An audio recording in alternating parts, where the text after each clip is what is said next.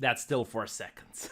I played it twice because the first time you watch it, you get a little bit of brain damage. You don't know what's going on, so you have to see it again to know that it is true. Now, this got me thinking a little bit, and I started deconstructing the way that progressive movies are made nowadays.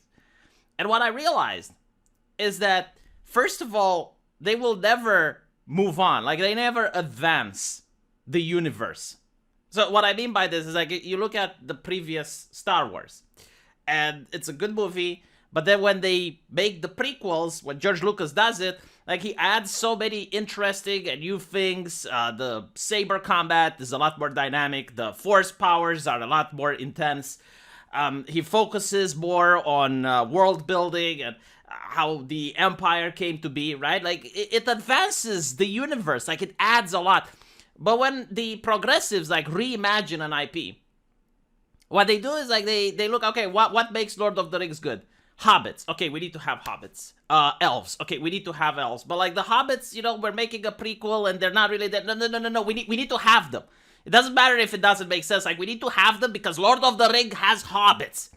So that is, like, one of the things. Like, they refuse to move on. Like, they look at what made the previous IP popular and they just reproduce that. But unfortunately, they don't add any soul to it. Right? And they don't actually add some interesting world-building dynamics to it.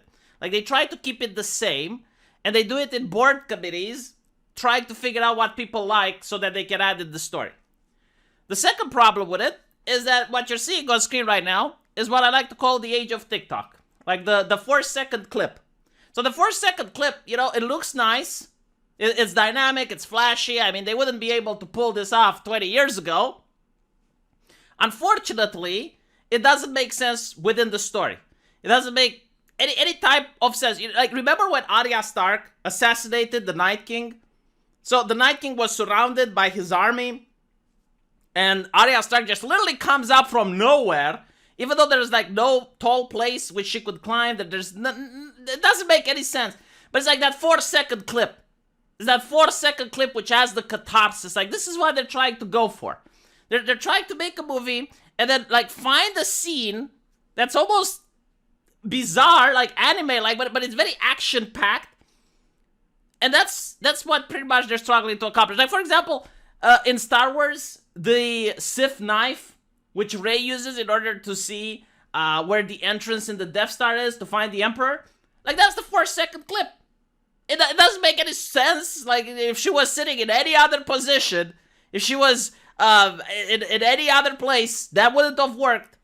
But you're not supposed to think about it. You're supposed to look, oh, isn't it amazing? Like, isn't that cool? Like, they're just trying to reproduce things that look cool, but they don't really make any sort of connection. They don't add to the movie or anything like that. So that's the number 2 that they do, right? They try to keep everything the same. They don't expand the universe. They don't expand the lore. Like, the Star Wars movies that they made, what exactly adds to the lore? Like what exactly do you know from watching the last 3 episodes of Star Wars that you didn't know before? What exactly, you know, like, what type of new culture? What? Nothing. Absolutely nothing. And, of course, you can't talk about it without addressing the current thing, right? So, like, the current thing is what they add, but they don't add too much of the current thing because then they risk upsetting China, and they're trying to avoid that. Like, they want the movies or whatever they're creating to be sold into China. So they're not going to go overboard with the current thing, but it's there. So what is the current thing? Well, the current thing is girl boss, right? Like, the girl boss, that is what they're going to add. Even though it doesn't make sense with the character, I mean, you take Galadriel, right? They could have made her a wise leader. They could have made her a person that's of renown, and she leads people, right? Like, she manages the kingdom. But no, that's not enough. Like, they need to give her toxic masculinity. Unless, like, she flings in the air and slays a troll in one hit, then she's not the girl boss. So they're not happy with just having the queen be a wise ruler and, you know, being like a Tyrion Lannister that's very smart and very influential. Like, that is strength, by the way. That would be a way that you could depict a strong, independent character. But they're not doing that, right? Like, all women, they have to do violence in order to be considered strong by modern media. And while we're talking about women, I also noticed the severe lack of the motherhood trope. And I know, like, people are going to go, like, what do you mean? Well, the Sarah Connor, John Connor relationship is completely gone. Like, you're never going to see that. Do you remember when they murdered John Connor in the new Terminator? And then they added Sarah Connor, but it was no maternal relationship. In fact, she even despised the concept. She's like, oh, they only see me as a womb. Like, they don't care about me as a person. And I'm thinking, like, that's really not what the Terminator 2 was about. Like, her education and her upbringing of John was something to be praised. And it was something really awesome to see how she sacrifices herself, not for her, but for someone else. You know, like, that used to be virtuous. Like, sacrificing yourself for another person used to be something we consider virtuous. You're not going to see that anymore. In fact, like, even when you look at other female characters from other shows, like He-Man, for example, with Teela, like, she is really angry that He-Man sacrificed himself to save the universe because he didn't talk to her about it, right? Because it's all about her feelings, me. And you'll notice that a lot of these characters that are being created are very vain, self-centered.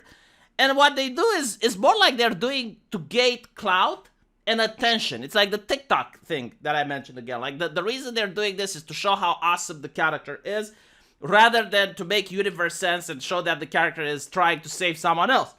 I mean, I read a superhero comic. I know, why did I do that? But I read a superhero comic 2 days ago, and it was about some female superheroes complaining about how the men are getting more attention and more clout than them, and they were very upset. It was a Marvel comic.